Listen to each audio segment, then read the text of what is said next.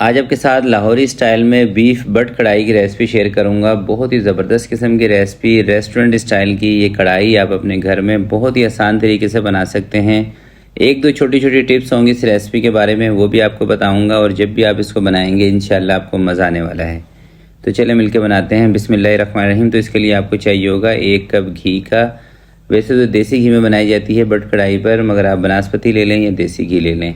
1 kilo मैंने लिया है बड़े का गोश्त। आप बीफ या मटन दोनों में से कोई सा भी ले सकते हैं। मैंने लिया है बोनलेस गोश्त, आप बोन वाले गोश्त का भी इस्तेमाल भी कर सकते हैं।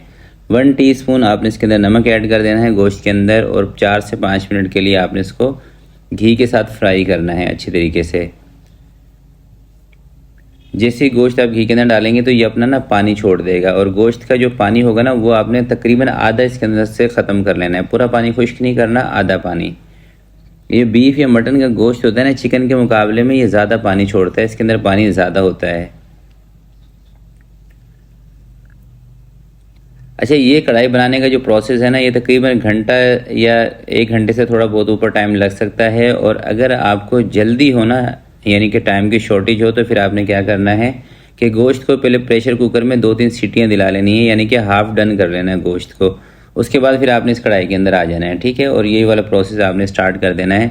ज़रा सा पानी डाल के, सिर्फ गोश्त, आपने कोई चीज़ नहीं डालनी, ज़रा सा पानी लें और प्रेशर कुकर के अंदर डाल के थोड़ा सा गोश्त को बॉयल कर लें, उससे जल्दी काम हो जाएगा अगर आपके पास टाइम कम है। अगर आपके पास टाइम है 1 घंटे का, तो फिर आप इस कढ़ाई के अंदर डायरेक्ट इसको बना लें। तो जैसे ही गोश्त थोड़ा सा फ्राई हो जाएगा, आपने इसके अंदर 3 चम्मच ना अदरक और लहसुन का पेस्ट ऐड कर देना है। 3 चम्मच अदरक लहसुन का पेस्ट डालने के बाद दोबारा से आपने इसको फ्राई करना स्टार्ट कर देना है, ताकि अदरक लहसुन का जो कच्चापन है वो भी ख़त्म हो जाए और गोश्त का जो पानी है वो और इसमें से कम हो जाए।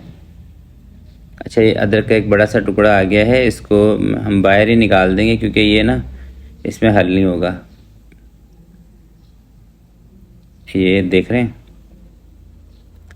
कभी कभार ना इस तरह से हो जाता है, ऐसी चीज़ें आ जाती हैं। अदरक का बड़ा टुकड़ा था, उसको मैंने निकाल दिया है।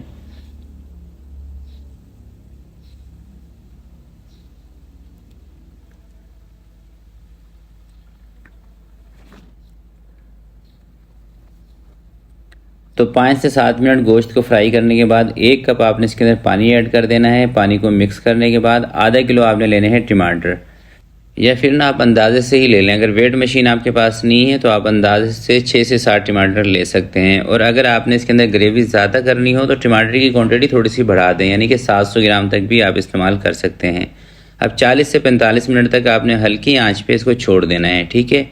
तेज़ आंच नहीं करनी, हल्की आंच पे छोड़ना है। तेज़ आंच करेंगे तो पानी इसका खुश्क हो जाएगा, क्योंकि जब भी दोस्तों गोश्त गलता है ना, ये हल्की आंच पे गलता है। तेज़ आंच पे कभी भी गोश्त आपका नहीं गलेगा, गोश्त का पानी इसमें से ख़त्म हो जाता है। बस कवर अच्छे तरीके से लगा के रखें और चूल्हा कम रखें, ताकि स्टीम उसकी ना निकले। जितनी अच्छी स्टीम बनेगी गोश्त के अंदर, उतना ही अच्छी तरीके से गोश्त गल जाता है। तो तकरीबन 40 से 45 मिनट के बाद कवर इसका मैंने हटाया है। अब टमाटर की स्किन आपने रिमूव कर देनी है।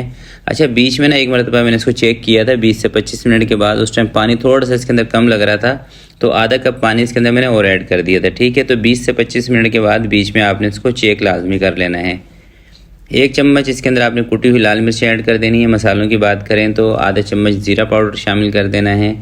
आधा चम्मच आपने इसमें धनिया कुटा हुआ शामिल कर देना है। 2 चुटकी के करीब आपने इसमें हल्दी पाउडर शामिल कर देना है।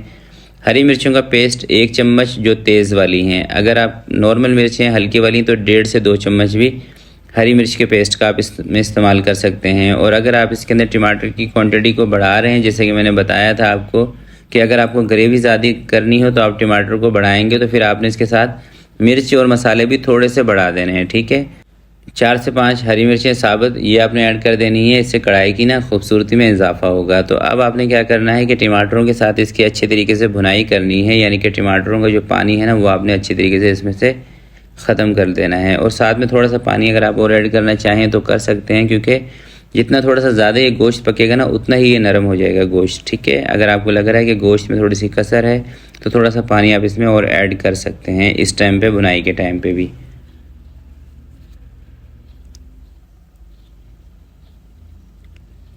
क्योंकि दोस्तों कढ़ाई जो बनती है ना, और ख़ासकर ये जो होटलों पे जो कढ़ाई बनती है, ये टमाटरों के सर पे बनती है। जितने अच्छे तरीके से आप टमाटरों के बाद इसकी भुनाई करते हैं, चाहे चिकन कढ़ाई हो, चाहे मटन हो, बीफ हो, उतना ही इसके अंदर से टेस्ट अच्छा निकल के आता है, उतना ही अच्छा इसका मसाला बनता है। तो थोड़ा सा देखिए, मैंने इसमें आधा कप के करीब पानी ऐड कर दिया है, क्योंकि गोश्त ना थोड़ी सी अभी इसमें मुझे कसर लग रही है गोश्त के अंदर ना।